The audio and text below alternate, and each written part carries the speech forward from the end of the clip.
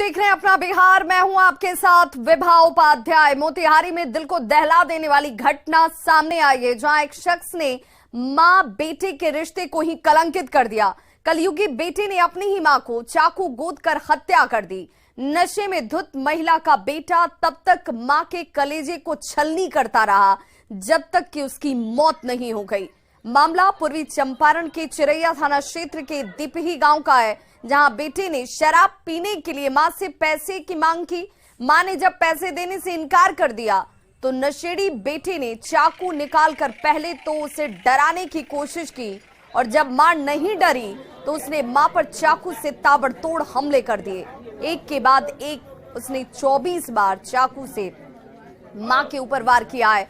इस हमले में महिला की मौत हो गई। आरोपी युवक ने इससे पहले भी शराब के नशे में गांव के ही एक युवक पर चाकू से हमला किया था। वो दिल्ली में भी ऐसी घटना को अंजाम दे चुका है और तिहाड़ जेल की हवा भी खा चुका है।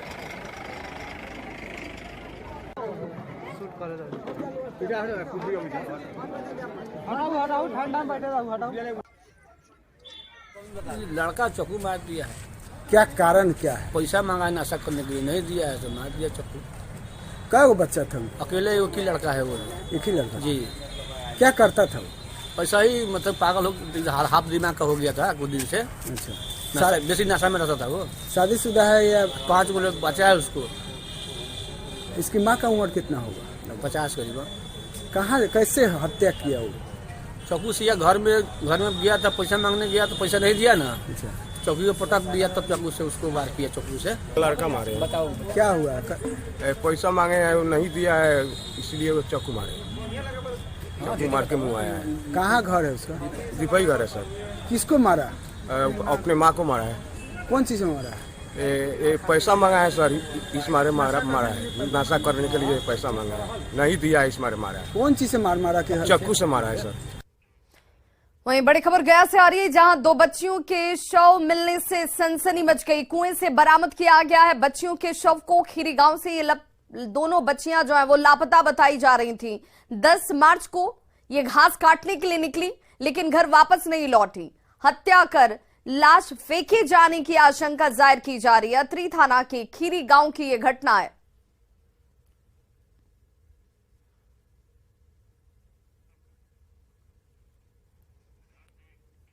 समस्तीपुर से बड़ी खबर, जहां पर दिन दहाड़े सीएसपी संचालक को गोली मार दी गई है। यूनियन बैंक के सीएसपी संचालक को गोली मारी गई है। जख्मी हालत में निजी अस्पताल में फिलहाल भर्ती कराया गया है। 6.5 लाख रुपए लूटकर इस दौरान अपराधी फरार हो गए। 2 की संख्या में अपराधी पहुंचे, जिन्होंने गोली चलाई और उसके बाद 6 लाख रुपए लूटकर यहां से फरार हो गए। वारिसली नगर थाना क्षेत्र की यह घटना है।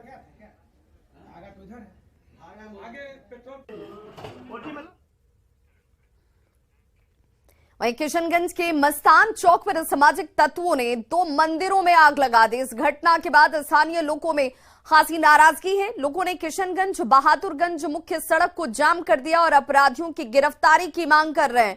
घटना की जानकारी के बाद डीएसपी मौके पर पहुंचे, साथ ही तमाम पुलिस के अधिकारियों की मौजूदगी घटनास्थल पर नजर आई। लोगों को समझाने का प्रयास किया जा रहा है, हालांकि स्थिति अभी नियंत्रण में बताई जा रही है। जो अभी तक हम लोग को सूचना मिली है उसमें ये बात प्रकाश में आई है कि रात्रि में जो है यहाँ पे जो मंदिर पुरुष था उसमें किसी ने आग लगा दिया या आग लग गई। ये तो खैर जांच का विषय है। इस सूचना के आलोक में हम लोग यहाँ आए थे, तो पब्लिक के द्वारा जो है जाम किया गया था। तो जो भी इस पर विधि सम्मत कार्रवाई होगी उन सभी पक्षों पर उनके साथ सहमति की गई है, उनसे बातचीत की गई। अभी वर्तमान में जाम खुल गई है, किसी तरह की कोई समस्या नहीं है। जो भी दोषी पाए जाते हैं उस पर विधिवत FIR करते हुए अग्रिम कार्रवाई हम लोग करेंगे। अभी तत्काल लोगों के सहयोग से ईंट बालू और इस सब का इंतजाम किया गया है। जैसा भी था उसको हम लोग बनाने का प्रयास कर रहे हैं, क्योंकि आस्था का विषय है और आस्था के साथ सबकी भावनाएं जुड़ी हुई है। तो हम लोग उसको तत्काल प्रभाव से जैसा स्थिति में था उसको यथावत बनाते हुए जाम को खुलवाने का प्रयास कर रहे हैं। और खुल भी गया जैसा आप देख रहे हैं। तो और जो दोषी है, चाहे जो भी हो, चाहे पाताल में भी छुपे हों वो लोग, हम लोग उसको खोज के निकालने का, विधि सम्मत कार्रवाई करने का प्रयास करेंगे और करेंगे, ऐसा हमारा मानना है।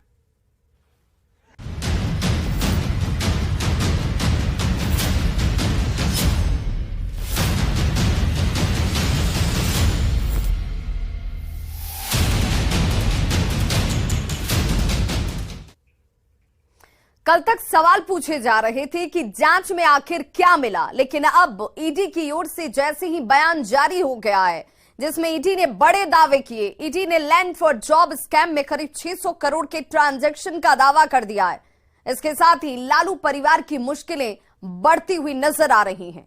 सीबीआई पूछताछ के लिए जल्द ही तेजस्वी यादव को तीसरा सम्मन भेजने वाली है। केंद्रीय जांच एजेंसियों की कार्रवाई के साथ ही देश की सियासत भी गर्मा गई है।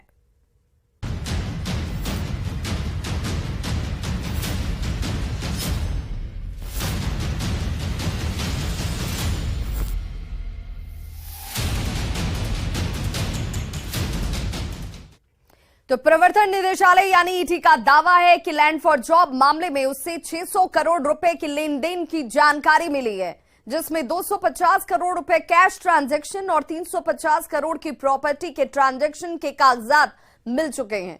देश के 24 जगहों पर ईडी की छापेमारी में करीब 1 करोड़ की नकदी, 1.5 किलो सोने के गहने, 450 ग्राम सोने के सिक्के और 1900 अमेरिकी डॉलर मिले हैं। तो लैंड फॉर जॉब मामले में रेलवे विभाग में नौकरी देने के मामले में केंद्रीय जांच एजेंसी ईडी के द्वारा एक बड़ी कार्रवाई को अंजाम देते हुए जिस तरह से पिछले एक दिन पहले सर्च ऑपरेशन को अंजाम दिया गया था, 24 लोकेशन पर सर्च ऑपरेशन को अंजाम दिया गया था, उसी मामले में अब ईडी के द्वारा एक औपचारिक तौर पर एक जो जानकारी है वो साझा किया गया है, जिसमें कि ये बताया गया है कि ये जो घोटाला है, ये जो स्कैम है वो तकरीबन अभी फिलहाल 600 करोड़ का दिख रहा है और जिसमें कि तकरीबन 250 करोड़ रुपया जो है वो संदिग्ध लेन देन यानी नकदी का लेन देन जो है वो हुआ है और 300 करोड़ का जो आंकड़ा है उसमें अचल संपत्तियों का दिख रहा है। और इस मामले में जिस तरह से बकायदा इस मामले की तफ्तीश की जा रही थी, इसी तफ्तीश के दौरान में तकरीबन 1 करोड़ रुपया नगद उस नकदी को भी जब्त किया गया है। इसके साथ ही 1.5 किलो सोना को जब्त किया गया है और उस 1.5 किलो सोना की अगर अनुमानित कीमत की अगर बात करें तो तकरीबन 1.25 करोड़ रुपया उसको आंका जा रहा है। तो एक तरह से कहा जा सकता है कि सर्च ऑपरेशन के दौरान कई महत्वपूर्ण सबूतों को इकट्ठा किया गया, महत्वपूर्ण दस्तावेजों को जब्त किया गया। इसके साथ ही जिस तरह से भारी मात्रा में नकदी और विदेशी करेंसी भी बरामद किया गया, तो इस मामले में तफ्तीश का दायरा काफी आगे बढ़ चुका है। और इस मामले में जिस तरह से ईडी के द्वारा एक औपचारिक तौर पर जानकारी साझा की गई है, उस रिपोर्ट में साफ तौर पे तेजस्वी यादव का भी जिक्र है और तेजस्वी यादव इसके साथ साथ उनके परिवार से जुड़े हुए कई लोगों के बारे में जिक्र है। और ये बताया गया है कि जब लालू प्रसाद यादव केंद्रीय रेल मंत्री होते थे, उस वक्त में उनके खास जो इलाके हैं उस इलाके के लोगों को जिस तरह से ग्रुप डी में नौकरी दी गई थी और बदले में नौकरी के बदले में जमीन ली गई थी, तो उससे ये जुड़ा मामला है। और ये जो आंकड़ा है 600 करोड़ का, वो आंकड़ा और ज्यादा आगे बढ़ सकता है। निश्चित तौर पे कहा जा सकता है इन तमाम मामलों की गंभीरता को देखते हुए कि जल्द ही इस मामले में पूछताछ के लिए कई अन्य आरोपियों को जल्द ही ईडी के द्वारा सम्मन भेजा जा सकता है। वीडियो जर्नलिस्ट मनमोहन के साथ शंकर आनंद, न्यूज़ 18 दिल्ली। तो ईडी के दावे के बाद तेजस्वी ने ट्वीट कर अपनी प्रतिक्रिया दी। तेजस्वी यादव ने लिखा कि याद करिए 2017 में भी कथित 8,000 करोड़ का लेन देन, हजारों करोड़ का मॉल, सैकड़ों संपत्तियां। अभी चंद महीनों पहले गुरुग्राम में अरबों का व्हाइट लैंड कंपनी का अर्बन क्यूब मॉल भी इसमें मिला था। भाजपाई अब कथित 600 करोड़ का नया हिसाब लाने से पहले अपने सूत्रों को पुराने का तो हिसाब दे देते हैं। तो ईडी की कार्रवाई के बाद विपक्षी पार्टियों ने बीजेपी पर जोरदार हमले तेज कर दिए हैं। जवाब बीजेपी भी दे रही है और निशाने पर लालू फैमिली की जगह नीतीश कुमार हैं। क्या कर रहा है तुम न जाने, ये सब तो पहले भी किया है, तो कोई इशू है मेरी समझ से कोई खास क्या आपको लगता है ये मिसयूज है सीबीआई और ईडी का? अब आप बताइए ना, तो हम आपको बता दिए 17 में हुआ तब फिर क्या हुआ, अब 5 साल के बाद फिर हो रहा है और सब कुछ हो गया तो क्या हुआ। और जहाँ तक नौकरी के बदले जमीन का मामला है, ये तो जब नीतीश जी मुख्यमंत्री थे और एनडीए की सरकार थी बिहार में, तब ये 18 मई 2022 को एफआईआर दर्ज हुआ है। ये गठबंधन टूटने के बाद नहीं हुआ है। और नीतीश जी बताया कि इसके कागजात किसने उपलब्ध कराए। आप ही ने शरद यादव और ललन सिंह, इन दोनों को भेजा था मनमोहन सिंह से मिलने के लिए 2008 में। इन लोगों ने पूरे प्रमाण के साथ मनमोहन सिंह को कागजात उपलब्ध कराया और अब कोई लालू परिवार को बचा नहीं पाएगा। इतने पुख्ता प्रमाण सीबीआई और ईडी के पास मौजूद है।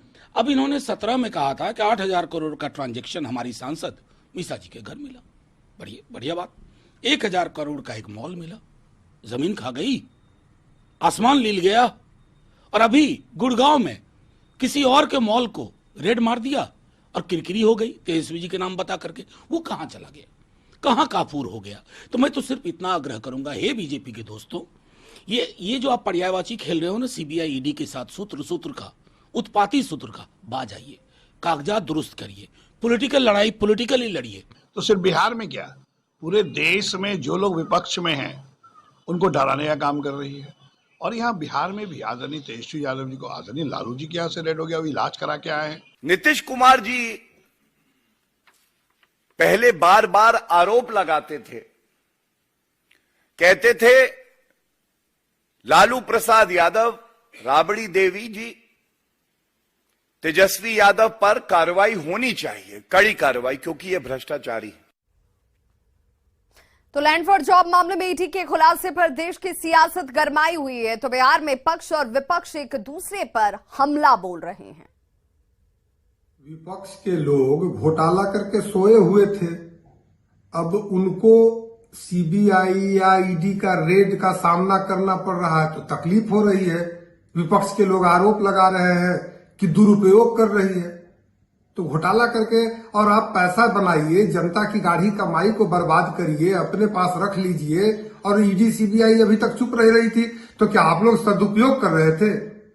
तो फिर भाजपा ये बताए कि भाजपा के पास इतनी पुख्ता जानकारी ईडी से पहले कैसे पहुंच गई कि क्या क्या चीजें मिली हैं, क्या क्या चीजें जब्त हुई हैं, जब्ती सूची में क्या है। ईडी के ट्वीट करने से पहले भाजपा के नेता लगे थे बताने। तो स्पष्ट है कि ईडी की ये कार्रवाई नहीं है, ये भाजपा की कार्रवाई है, बदले की नीयत से की गई कार्रवाई है।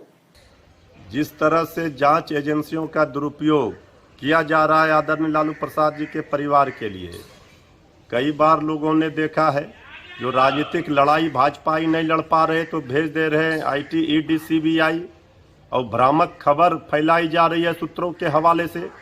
तो जब सत्ता बीजेपी गवाती है तब तक वो इसी तरह से बौखलाती है।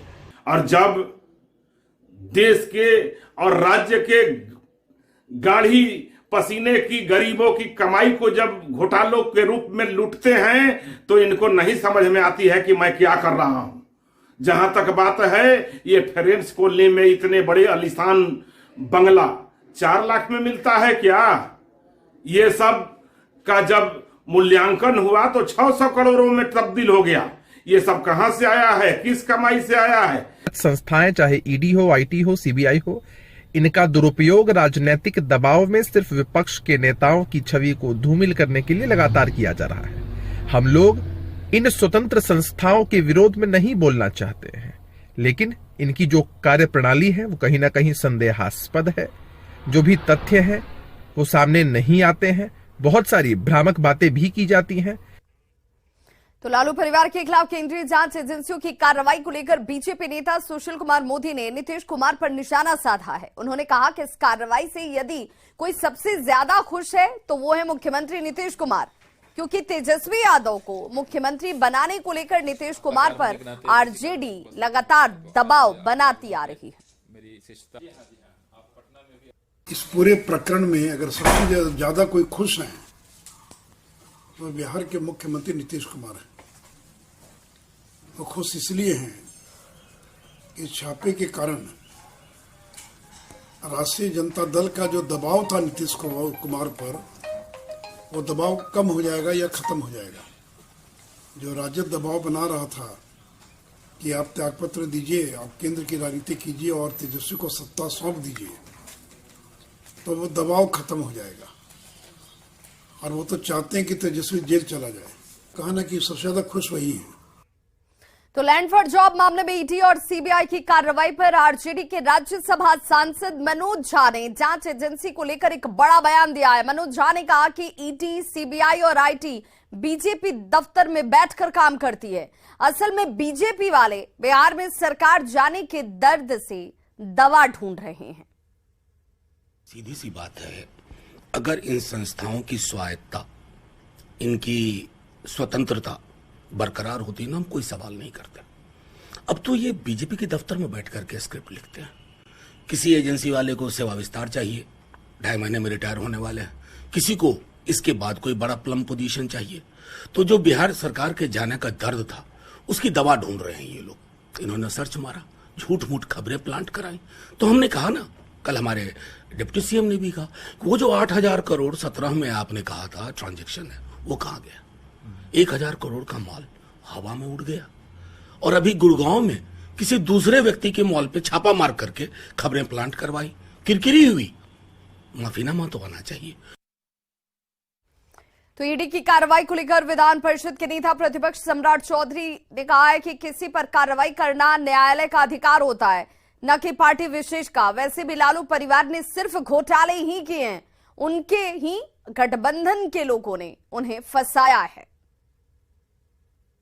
न्यायालय तय करता है, ये मैं नहीं तय करता हूं। ये ना कोई भाजपा तय करती है, न्यायालय तय करती है। न्यायालय से बात करें, नीतीश कुमार जी तो सक्षम आदमी है, न्यायालय से बात करें कि कार्रवाई कब और कैसे होती है। इसका मतलब है कि नीतीश कुमार जी इस तरह का काम करते होंगे बिहार में अपने विरोधियों के खिलाफ।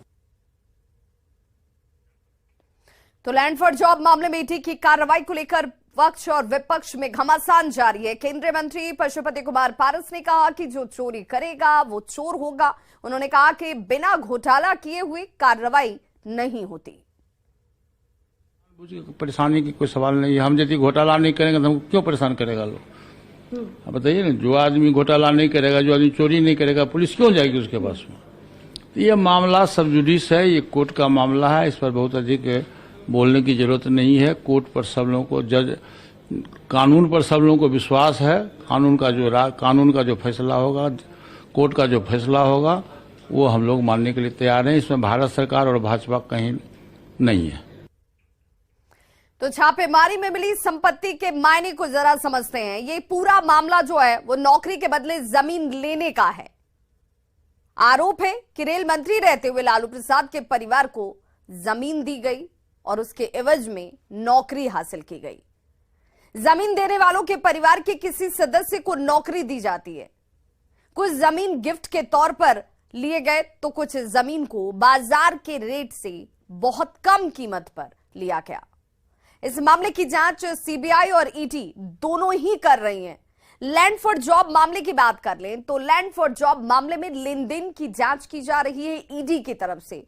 वहीं ताजा छापेमारी में करीब 600 करोड़ के अगर फर्जीवाड़े का पता चला है, जिस पर इस वक्त ये सियासत जो है वो बेहद तेज नजर आती है। 250 करोड़ रुपए के लेन देन की जानकारी मिली है, जबकि 350 करोड़ के अवैध अचल संपत्तियों की जानकारी भी सामने है।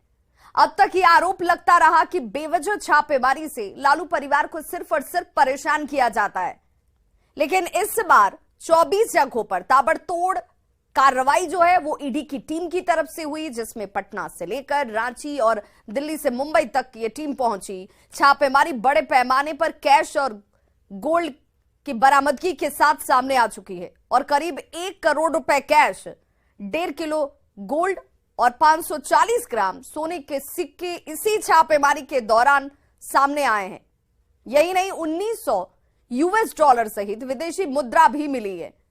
छापेमारी में पता चला है कि इन संपत्तियों की वजह से और इन तमाम जिन संपत्तियों का जिक्र किया जा रहा है, इस वजह से लालू एंड फैमिली की, यानी लालू परिवार की मुश्किलें जो हैं आने वाले वक्त में हो सकता है कि ये बढ़ जाएं और ये मुश्किलें उनके लिए अभी से ही नजर आनी शुरू हो चुकी हैं।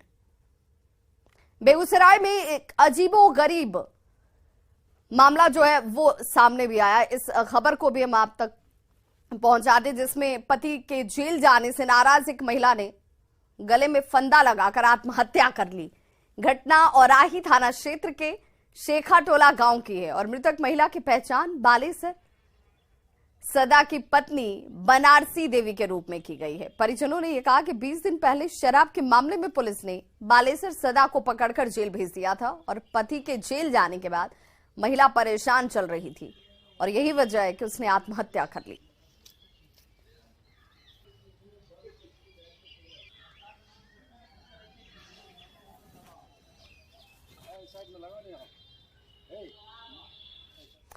और अब बात H3N2 इन्फ्लुएंजा वायरस की। बिहार में H3N2 इन्फ्लुएंजा वायरस की पुष्टि हो चुकी है। रांची के रिम्स अस्पताल में सैंपल जांच में एक महिला मरीज की पुष्टि हुई है, जिसके बाद सिविल सर्जन ने सभी अस्पतालों को इसे लेकर अलर्ट कर दिया है। पटना के गार्डनर अस्पताल में लोग कितने सजग हैं, इसका जायजा लिया हमारी संवाददाता विनीता मिश्रा ने।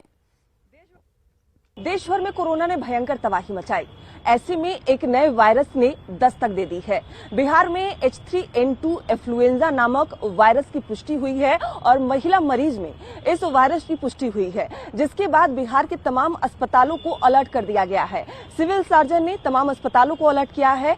ऐसे में जो आम लोग हैं, जो डॉक्टर्स हैं, वो इस वायरस के बारे में कितनी जानकारी रखते हैं, क्योंकि जब कोरोना ने दस्तक दी थी बहुत लोगों को कोरोना के बारे में जानकारी नहीं थी। ऐसे में इस नए वायरस के बारे में लोगों को कितनी जानकारी है, क्योंकि जो नया वायरस है ये सीधे लंग्स को अटैक करता है, यानी आपको गले की खराश, सांस लेने में परेशानी होगी, आपको जुकाम होगा, फीवर होगा और तमाम ऐसी बीमारियों को ये वायरस जन्म दे रही है। ये तमाम जो लोग हैं जो हॉस्पिटल आते हैं किसी ना किसी काम से, किसी अपने के इलाज के लिए, खुद के इलाज के लिए, इन्हें इस वायरस के बारे में कितनी जानकारी हम इनसे जानते हैं। क्या नाम है? आरती कुमारी। आपको ये नए वायरस इन्फ्लुएंजा के बारे में कोई जानकारी है? नहीं। बिल्कुल। कुछ और लोग हैं। क्या नाम है आपका? निरंजन कुमार चौधरी। इन्फ्लुएंजा नया वायरस आया है, कोई जानकारी है आपको? सुने हैं लेकिन उतना ज्यादा जानकारी तो नहीं है मेरे को। क्या कुछ जानकारी मिली, क्या कुछ हो रहा है इससे थोड़ा सा महिला लोग को ज्यादा परेशानी होती है इस बीमारी से जी। और इससे ज्यादा जानकारी तो हम लोग को नहीं है जी मैम, और किसी को पता होंगे तो बताएंगे। आपका नाम? मिस्टर गौतम कुमार। गौतम, पता है कौन सा ये वायरस आया है, क्या कुछ परेशानी हो रही है इससे? ये परेशानी के बारे में पता नहीं, बट मैं ये सुना हूँ इन्फ्लुएंजा एक वायरस है। आई है जी। तो इसको लेकर कुछ सतर्कता बरत रहे हैं? नहीं, मैं कुछ नहीं सतर्क करा हुआ अभी नहीं। जी जानकारी है बिल्कुल। कुछ और लोग हैं। आपका नाम क्या है? मनोहर यादव। इस नए वायरस के बारे में कोई जानकारी? नहीं, जानकारी मुझे नहीं। अभी नहीं। नहीं। इन्फ्लुएंजा के बारे में भी लोगों को जानकारी नहीं है, लेकिन धीरे धीरे मामले जब बढ़ने लगेंगे तो लोगों को जानकारी रखनी होगी। हालांकि अलर्ट कर दिया गया है, धीरे धीरे लोग सजग भी हो रहे हैं, क्योंकि ये बीमारी, ये वायरस सीधे लंग्स को प्रभावित कर रहा है। कैमरामैन दीपक के साथ विनीता मिश्रा, न्यूज 18 पटना। तो इस बुलेटिन में बस इतना ही, लेकिन न्यूज 18 बिहार झारखंड पर खबरों का सिलसिला लगातार जारी है।